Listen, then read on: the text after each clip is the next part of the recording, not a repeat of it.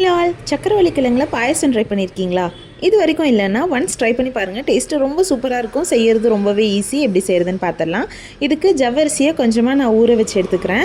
இது கூடயே சக்கரவள்ளி கிழங்கு நல்லா தோல் சீவிட்டு இந்த மாதிரி நீள நீளமாக திருவி எடுத்துக்கலாம். இப்போ ஒரு அடிகனமான பாத்திரத்தில் ஒரு 2 ஸ்பூன் நெய் விட்டுட்டு திருவி வச்சுருந்த கிழங்கையும் ஆட் பண்ணிவிட்டு நல்லா வணங்கினதுக்கப்புறமா 1 டம்ளர் பால் 1 டம்ளர் தண்ணி இங்கே நான் ஆட் பண்ணியிருக்கேன். கொஞ்சமாக சால்ட் ஆட் பண்ணிவிட்டு மூடி போட்டு கிழங்கு நல்லா வேகிற வரைக்கும் வெயிட் பண்ணலாம். இப்போது கிழங்கு நல்லா வெந்திருக்கும். ஸ்மாஷர் வச்சு கிழங்கு நல்லா மசிச்சு விட்டுக்கலாம். இப்போ நம்ம ஊற வச்சிருந்த ஜவ்வரிசையும் ஆட் பண்ணி மூடி விட்டு வேக வச்சுக்கலாம். பாயசமோட ஸ்வீட்னஸ்க்கு இன்றைக்கி நான் மண்டவெல்லம் தான் ஆட் பண்ணியிருக்கேன். மண்டவெல்லத்தை நல்லா இடிச்சிட்டு 4-5 ஏலக்காயும் தட்டி போட்டு கொஞ்சமாக தண்ணி விட்டு பாகாக கரைச்சி எடுத்து வச்சுக்கலாம்.